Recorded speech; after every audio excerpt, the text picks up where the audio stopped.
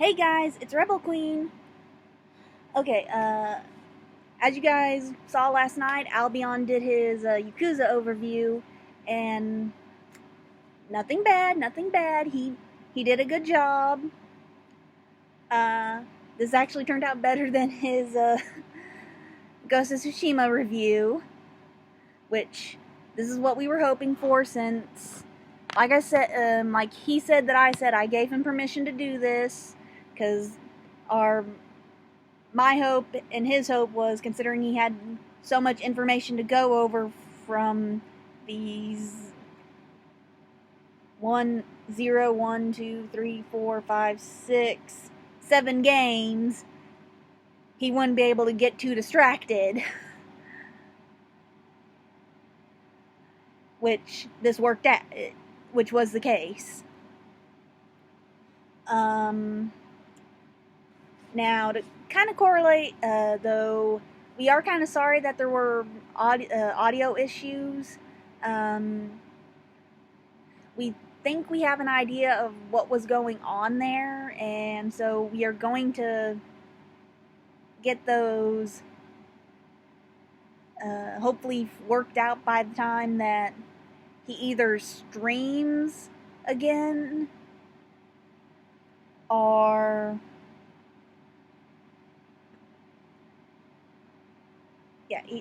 either by the time he streams again or hopefully by the time we can get together and do something for you guys. It kind of depends on with how this whole coronavirus situation goes. Though in kind of collaboration with his game overview, I'm going to do a movie series overview. Now you're kind of asking, why not do another game? Why don't you do a game series overview instead? Well, as you guys have, like I've kind of told you guys in all these different stuff, unlike Albion, I've been able to keep up as much with the whole game tech and stuff,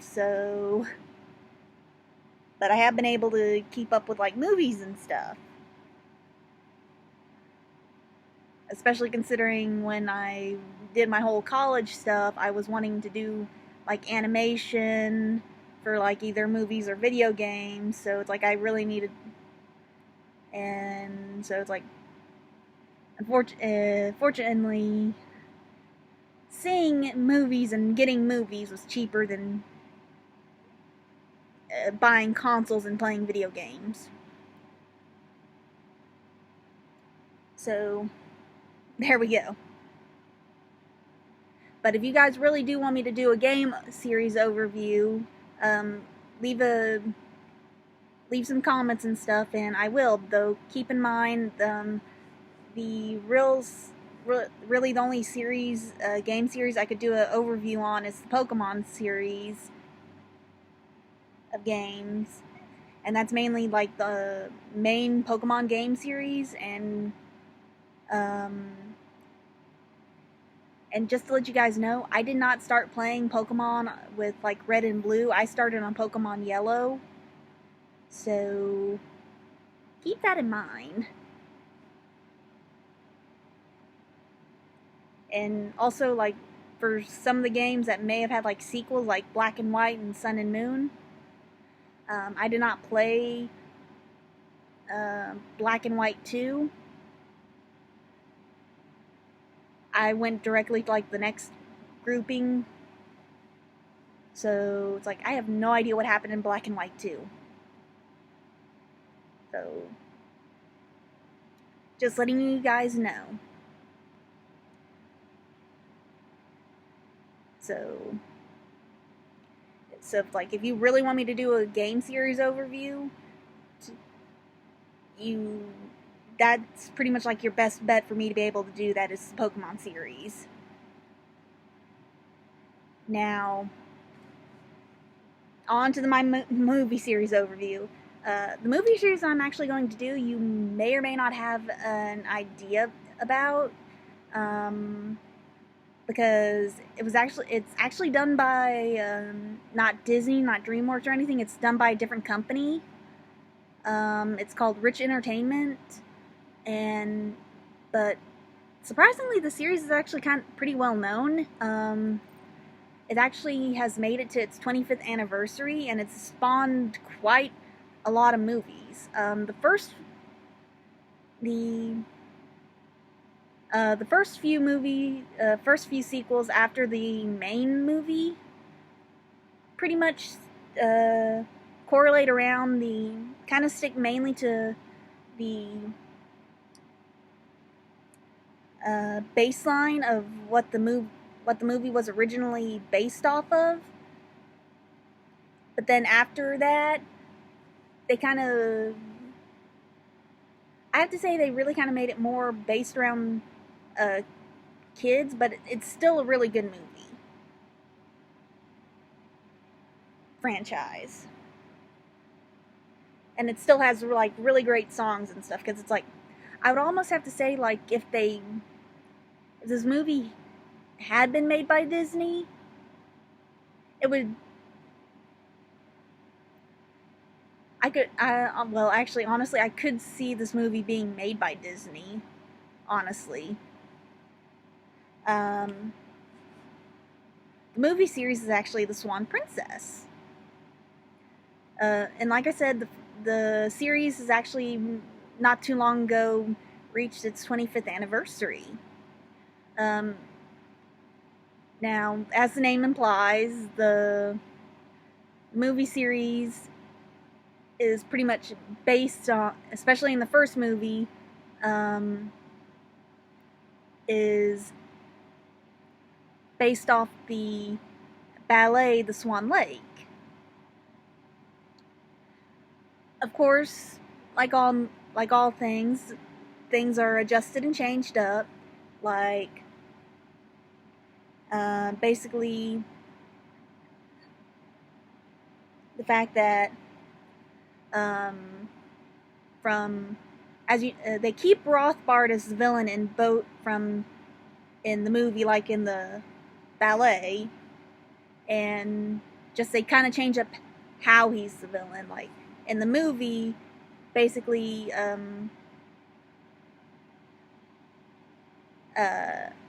Odette's father pretty much kicked him out of his kingdom, and so he was kind of seeking revenge. And so once Odette and Derek, who is the prince of another kingdom and Odette's would-be suitor, because basically when Odette and Derek were kids, their parents were like, okay, let's see if we can't get them let's get them together every summer, so hopefully love will blossom when they get older. Yeah, royalty and parenting 101. And so that hopefully our kingdoms can get united. Yeah, again, parenting and royalty 101.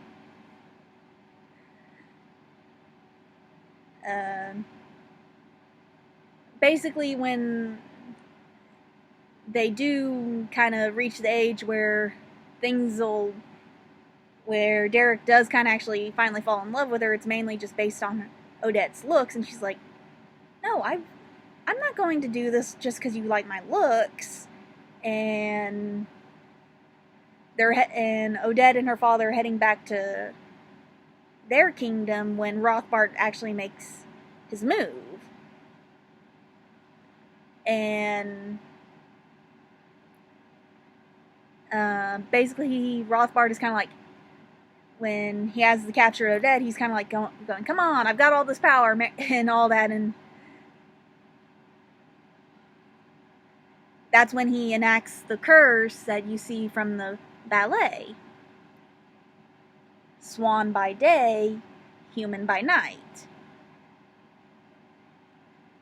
And it can only be broken by the vow of love. Well, in the movie, it's a vow of everlasting love. In the ballet, it's a vow of love by somebody who has never known love. or at least in one version of the ballet. There have been a few different versions, but at this point, there have been like, at this point in time, there have been like, it's come down to like, we generally use this version of the ballet whenever we perform the ballet.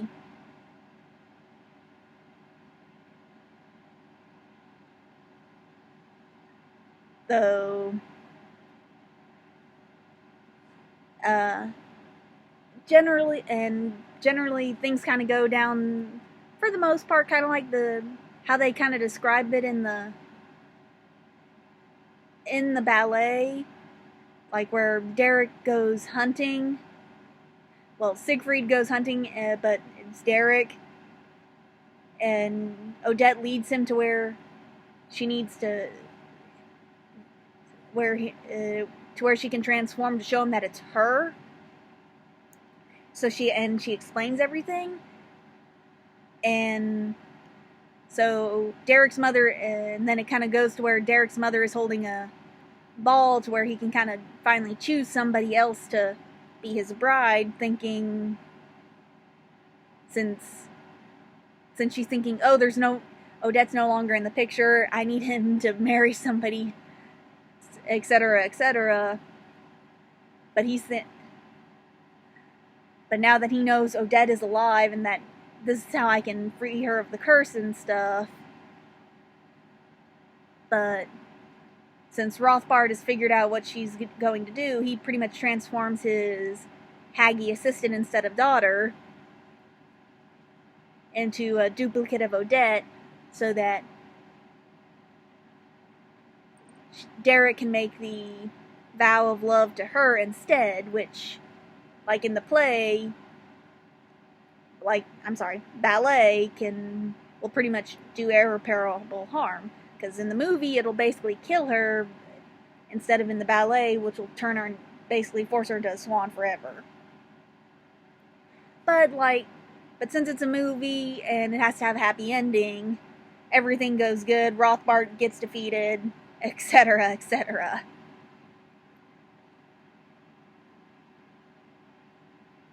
In fact, it kind of like if you're one of those who has if you watch the Disney movies and then you have like one of the main song and the entire thing stuck in your head for a while, the Swan Princess does have a song pretty much for the couple that that you'll get stuck in your head, called "Far Longer Than Forever." Like after I was rewatching the movies, rewatching the first two movies and then watching the others in the series, I was like, got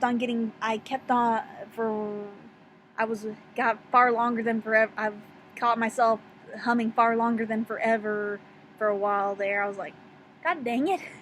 It's like, don't get me wrong, it's a good song, but it's like, unless you really kind of like know the tempo and stuff, you can easily mess that song up, but it's like, it really is a good song. And then, but that also kind of brings up another point, considering the ballet is, forgive me if I get this wrong, and I am sorry, the ballet is Russian in origin, if I remember correctly. So, in the European area, so Brothers Grimm or Hans Christian Andersen, one of the two had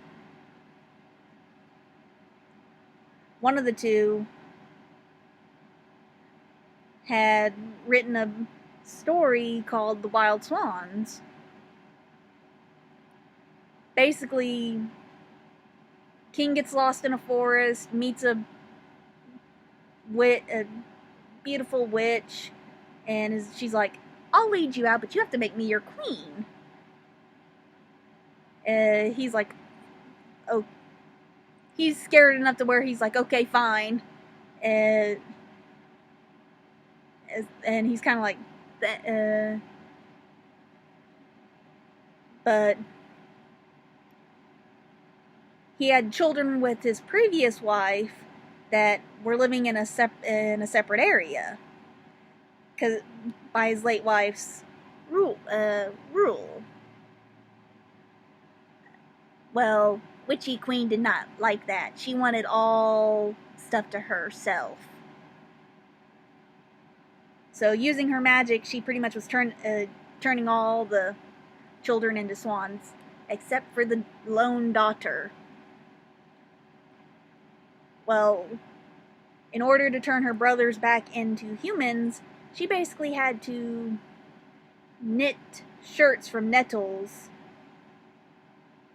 and could not speak a word all the while. And pretty much like the nettles were thorny little things, and she nearly almost was burnt at the stake for being a witch, because apparently King found out what had happened and threw the queen out. So it's like swans are pretty much used a lot in literary stuff as for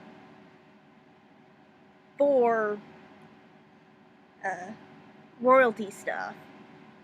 In fact, even in an anime that had like a lot of that was based around fairy tales, they used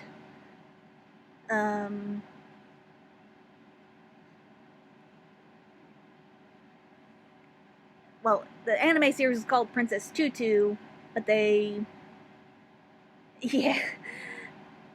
had like a lot of the different literary stuff and the ballet stuff, but it's implied that the main character, the heroine, Princess Tutu, kind of has like that swan figure to her.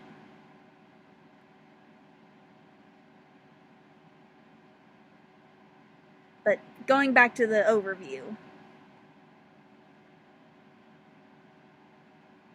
I know I got a little distracted there, but it kind of does tie in with everything. But then the second movie goes into like after Derek and Odette are married, they're setting up things in their own little castle that is kind of in the border between the two kingdoms and stuff. Odette's kind of going. Derek is like so busy with everything. She's kind of wondering, does he even care anymore? Well, she knows he cares, but it's like she's kind of wondering, where did the love go? And meanwhile, our new villain, apparently in this second movie, worked with Rothbart to create the stuff that gave him his power. Or at least he did for a little while. And so he's looking for the object that gave him his power, which is found in the castle that Derek and Odette are in now, because in the first movie he's looking for that stuff from the castle that Rothbard was kind of inhabiting. They're now in that castle, and they're reconstructing it and making it like look all nice. For the most part, they have, and all that. They're just like putting the finishing touches and all that now on it in the second castle, in the second movie, I mean. So basically, the second movie is like this guy is like trying to find that stuff, and he's pretty much kidnapped Derek's mother, who's celebrating her birthday during all this, and he caused a fire in a nearby town, and so Odette is helping by distributing goods to the villagers, and Derek's just like trying to find out what's going on. Oh, and Rothbart's Haggy assistant is apparently she is more good than what we thought, because now she's like a little handmaiden to Odette. But now during all this, when they're in the castle and and the guy's like trying to find that stuff, and even when he sent his own little minion to deal with Derek. And Odette and them actually find the thing that gave Rothbard his power. Odette is like, can you perform the spell that Rothbard did to me to turn me into a swan? To his Haggy assistant, she's like, I think I can. So we actually see the return of Swan Odette. She flies out to help Derek, and so it's like for the... And so even when that evil guy gets a hold of the stuff to give him the power, and he goes on like this big old power trip deal.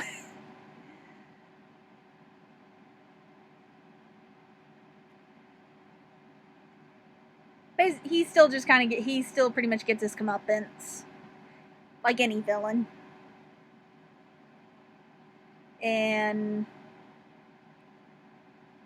But Odette is pretty much stuck as a swan, and even one of the little animal companions, he gets badly hurt, and they're all at the lake where Odette in the previous movie was like, could turn back into a human form at night, and everybody's like, are you sure? Looking at the former Hag assistant, like, are you sure this will work? And she's like, I don't know, it worked before. And Odette's just like sitting on the water in swan form, holding the one little animal friend. It's like, she's like, please let this work. And of course, everything does work out. And even Derek's mother, who, like I said, it was her birthday in the movie, and she was thinking with everything going on, Derek must have forgotten her birthday. She got her nice little surprise. Nope, he was a good son. He didn't forget her birthday. And then, of course, then there was like a little thing where one of the other people was like, Derek, the king wants to speak with you. I'm thinking he must have been like a king from a different country. And he's like, take a message. Let him take a message. Let him know I'm actually spending time with my wife. And that's how the second movie basically ends. The third movie kind of goes into, apparently Rothbard had a female helper. And she basically fits the role of evil, ugly hag. Like, the moment she got the evil power, she should have given herself a makeover.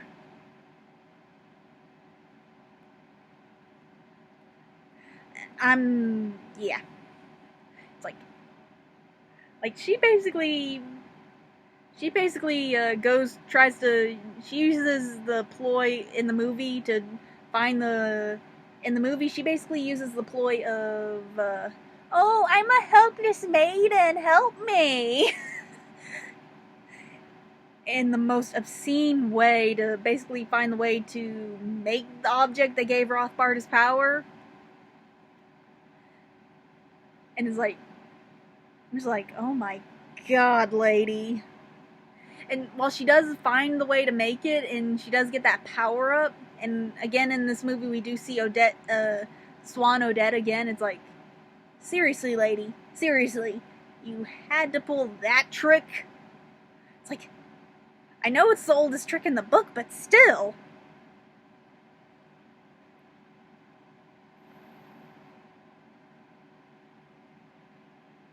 And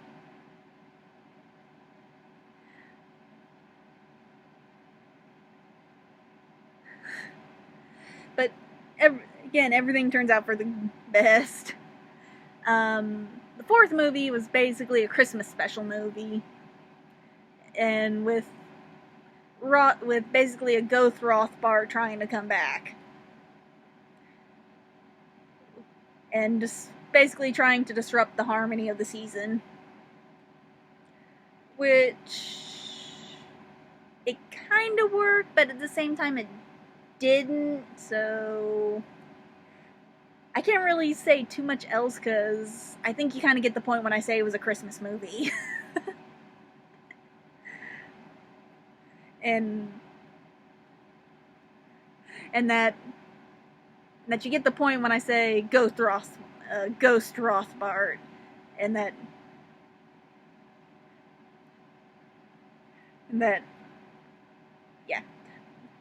yeah.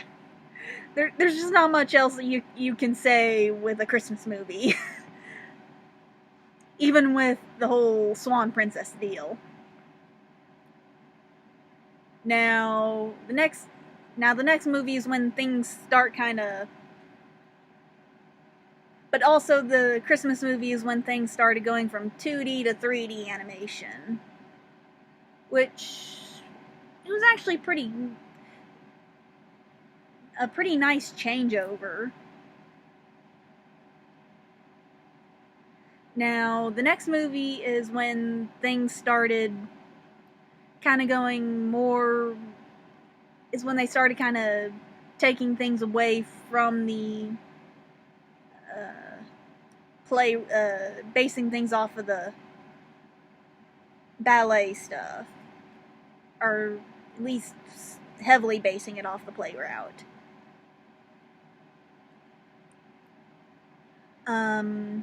Basically,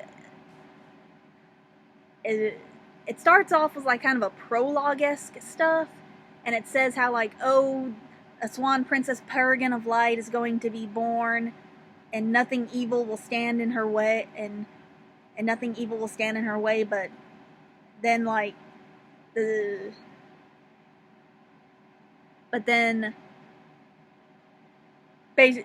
basically the evil presence kind of was like, nope, can't let this be seen, and changes the prophecy up somewhat, so like when the first beings that see it read it think the Swan Princess is evil. Now when Rothbart and everybody else cannot stop the Swan Princess, it basically goes out and it sends out a wave of power to try and take care of her itself. But that doesn't work out too well either. And basically around this time, Derek's mother has gotten grandbaby fever and is going at Derek and Odette to go, give me a grandchild.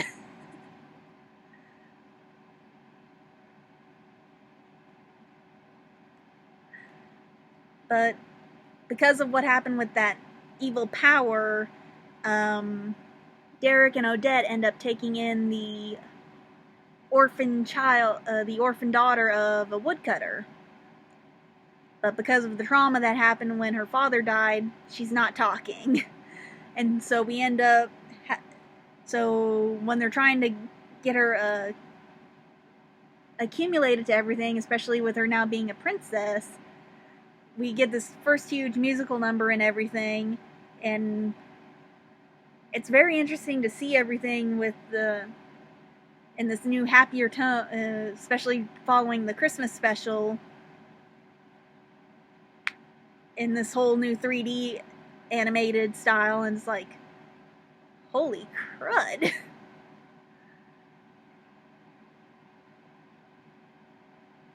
And it was just like, this movie was just like kind of enjoyable because it's like it kind of gave us a more in-depth look on like, why has all this been happening to Odette aside from the whole Swan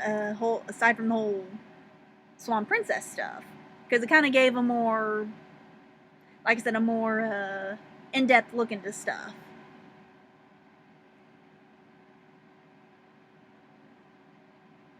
And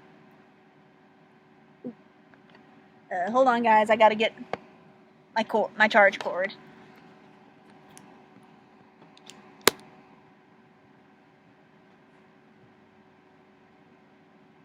And then, yeah, that was a royal family tale for that one. And then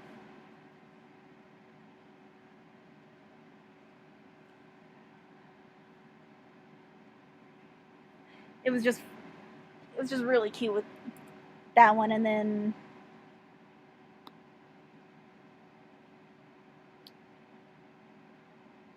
actually kind of during that movie, we see Derek's mother and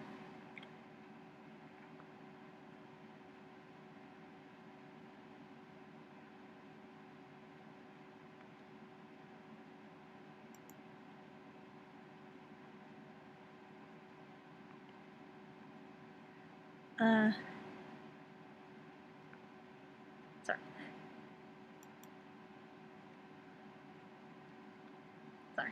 We see Derek's mother, Queen Uberta, and Lord Rogers actually end up pretty much realizing that they love each other, because it's pretty much like as the creatures that have been following the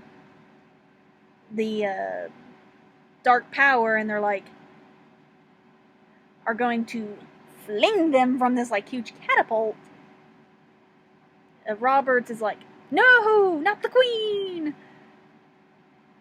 They're like, uh-oh.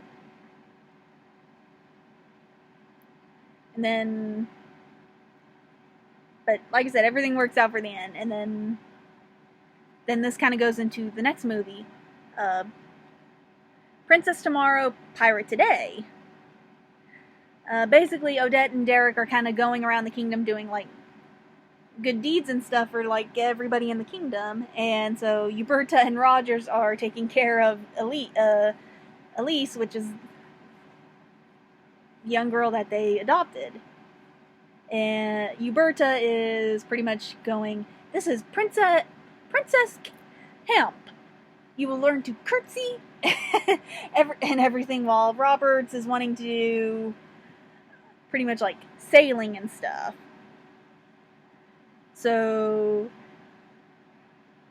they have these two different things they want to do, and Elise is just like, especially on the whole princessing stuff, because you gotta remember, she basically just became a princess. She still just wants to have fun. So Robert pretty much abducts her and takes her to a ship, and they're sailing.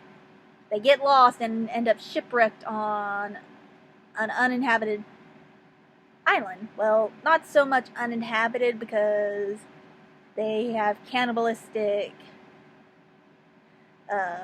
creatures who want to eat Roberts. Elise kind of escapes them, but she's like, oh no, I have to save Roberts. But in doing so, she ends up meeting a friend. And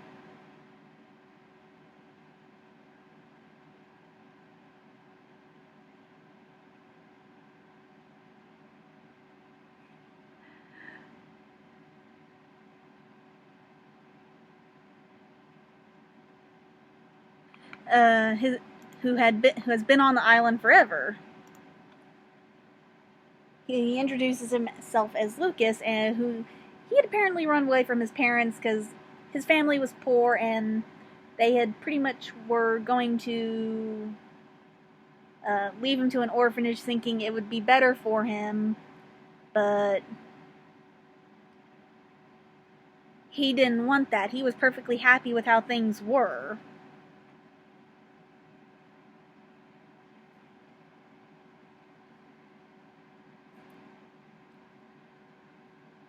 But because he had been on the island, so he had ran away and ended up on the island somehow. I can't remember exactly how, but so he had pretty much learned how to survive on the island, even with the creatures. Anyway, they managed to get away, and even though Lucas had been wanting to stay on the island, he's now with them, and in the end, they managed, when they're back on land, they managed to run into Lucas's parents, and it turns into a happy reunion. Which then leads us into Swan Princess Royally Undercover. This kind of ends up being kind of a spy adventure. Pretty much for your Elise and Lucas, because basically Uberta ends up being mesmerized by this one noble from another kingdom, and it's, as it comes about, he's not exactly who he says he is, and it's just hilarious.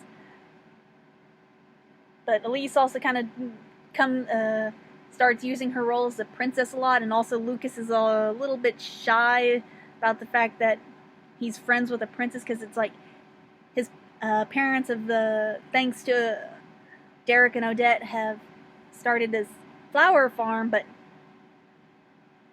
he, like I said, he doesn't kind of feel should be so familiar with Elise, because he's just a farm boy, basically.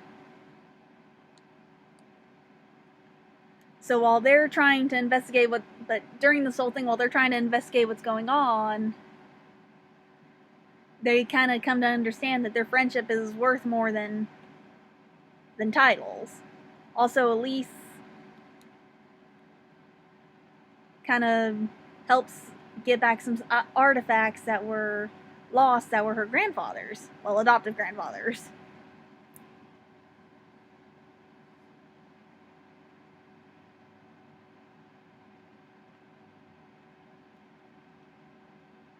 Then this kind of brings us to Royal Mystery. Basically, because of what happened in Royally Undercover, Uberta writes a book about what happened, though she embellishes it like she's prone to do, and it becomes a hit seller. And then, before you know it, Z-slashes are coming up everywhere. And it just becomes... everybody is trying to figure out what these Z's mean.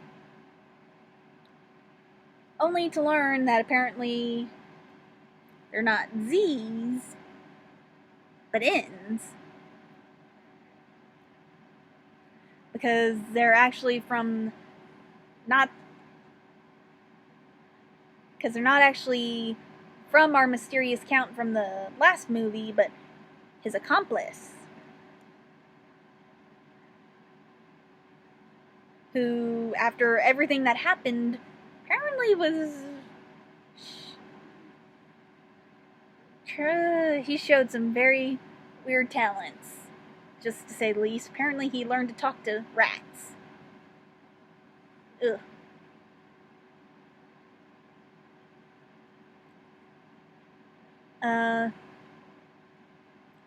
Overall, like I said, the first few movies, like, pretty much, like, it can almost be like, if I didn't know better, I would say they were Disney movies, but they are, like I said, the entire series is basically a different, is made by a different company. And then definitely the later half of the Swan Princess movies are definitely for, like, a younger audience. And there is a few more movies after our Royal Mystery. It's just haven't had a chance to watch them yet. Yes, not... I meant yet, not yes, because they aren't out yet. But I would be willing to, like, kind of update this once I have had a chance to watch them. just COVID is kind of messing with a lot of stuff, so anyway, I hope you guys enjoyed this, and I hope this actually makes you take interest in watching them. Oh, and if you are interested in watching them or setting your kids in front of watching them, all these movies are up for watch on Hulu, just so you are aware. And again, if you do want me to do a game overview, like I said, the only game series I'd be able to do that for would be Pokemon. But if you do want me to do that, feel free to drop some comments. Talk to you guys later. Bye.